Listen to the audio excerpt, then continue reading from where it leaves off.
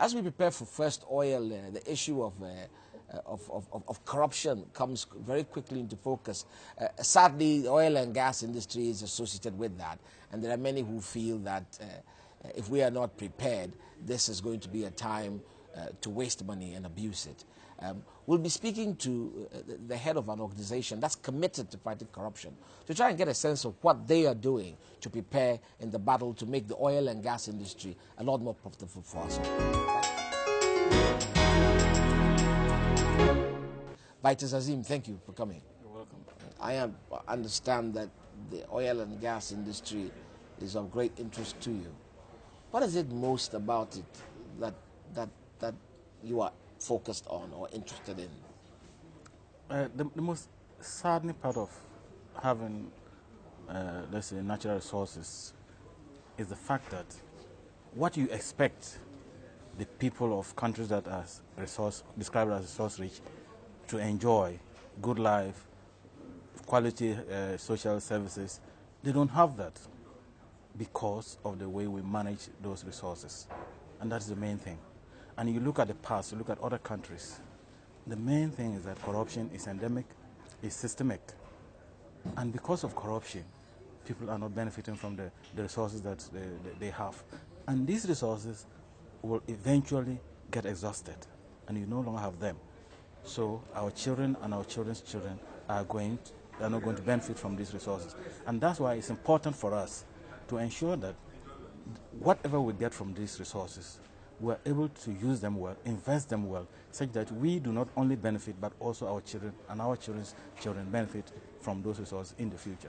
Are there not places where they have used their natural resources, as you say, in this world, for the benefit of their countries? Are there none? There are, but there are not many. Is it not growing? And especially in our part of the world, in Africa, you can look at the situation in Nigeria, you can look at Angola, you look at even in Asia, this country, I can't pronounce the name, Azerbaijan. Azerbaijan. Okay. You look at these countries, and they are not benefiting from the natural resources. And there are others that are. And I'm saying that they are just few, and that is because they are managing their resources better. They are managing the revenues from these resources better. And so that's why we are saying that let's look up to those people. Let's learn from their best practices so that we don't go down the same lane as the other poor African countries. What, in your view, is a way of managing the resources better? When you say manage the resources better, what do you mean? Give me an example of what you think governments must do when they derive resources from oil and gas. There are three basic things that anybody or any country, even a family, needs to have in place if they want to, if they're working in the best interest of the members of that group. Transparency, participation, and accountability. You must be open in whatever you do. So, for example, in the case of a government, you should provide your citizens with comprehensive, accurate, reliable, timely information about the affairs of the state. When you are able to do that, then the citizens are able to participate in the decision-making process because they understand the issues, they can contribute. So that you refine the policy that you want to put in place. And once they have contributed and they know what to expect, they are now in a position to hold you accountable if you don't do things the right way. So you need that triangle: transparency, participation, and accountability. If you are able to do that, and if Ghana is able to ensure that these three things actually take place in this country, we are going to derive maximum benefit from our oil find. But if we don't do that, if, for example, in the agreements that we are making, if we keep it, if the the government officials keep the agreements to their heart or to their chest and do not show us, and do not show us, that's not transparency. Yes, so that we cannot see the loopholes. That's not transparency. Yes, it's not. So tell me. So, at the moment, are the petroleum agreements that the government of Ghana through the GNPC is signing with these companies, are they available for you to look at? They are not available. So there's no transparency for the public. That's what. So there's no transparency. They are not being subjected to public discussion. Yes. So there's no transparency. There's no participation. So we've already started without So it becomes transparency. difficult to hold them accountable. Because we don't know even what they've agreed to with the other No, party. we don't know, and we cannot make an input to it, and so we cannot hold them accountable. And that's the problem. We don't even seem to have an oil policy for now. Yeah. With regards to whom do we want to give this oil exploration to? Yeah. Is it purely domestic, purely external? Yeah. Are we going to share between state and private sector in the country or outside the country? What are the ways that we are going to use, mechanisms we are going to put in place to monitor? I think a lot of that this is there if you look at the... I mean, what I suspect it needs is to be modernized, but if you look at the PNDC law, 84, 85, I mean, it really, the real petroleum, it really sets out, I mean, what to do in the area of production, of exploration, and so on, development. So I think we need we to have go to back update to it. it. Yeah. Now that we are sure that we have this oil, we need to go back to it, revise it and improve upon it, get the views. There are emerging issues as we go along. That, what you are referring to was about 10, 20 years ago. Yeah. We are in 2010. Situations have changed. The social problems that we were expecting are different from the social problems that existed at the time. So we need to review this. But it's a different time, isn't it? Is it way. not a different time? I mean, when Nigeria found oil, for example, and many of those countries, think about it, there was no democracy.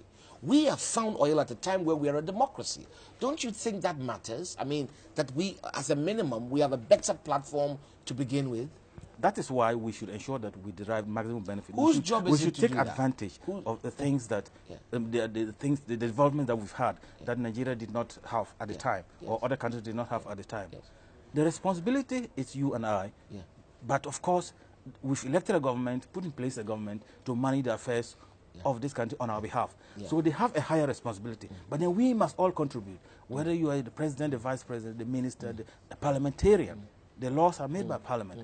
Parliament, in looking at the laws, must think first about the interests of this country. Are you worried but we must push them. Are you worried about, are you really worried about corruption? Do you feel, from your reading of things, that corruption is going to increase as a result of oil and gas? Corruption is already high in Ghana. And with oil and gas, the situation is going to worsen. So if we don't put in place the necessary measures to address it. And you say that measure is transparency. This is what I mean, accountability. Transparency, and participation, and accountability. These three key issues, we must put them in place. And transparency includes the agreements, the resources, the revenues that we are going to generate. But we must fight for these things. Some way of sharing that. But we must fight for these things. Yes, and that's why it's you and I. That's why I'm saying that the responsibility is for you and I. The media is doing a good job, but we need to help them.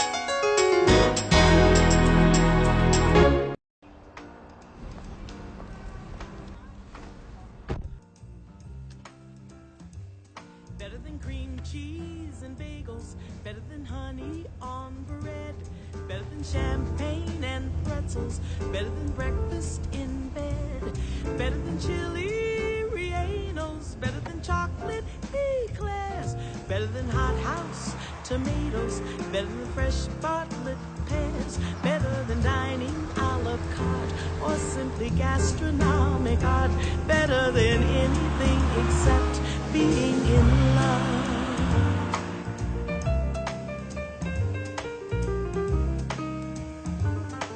So much better, better than anything.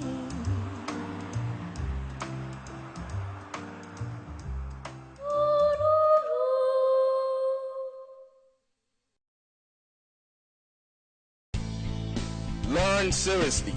Play seriously, win seriously, work seriously, relax seriously, invest seriously, smile seriously, love seriously, dream seriously, live seriously, stay connected wherever.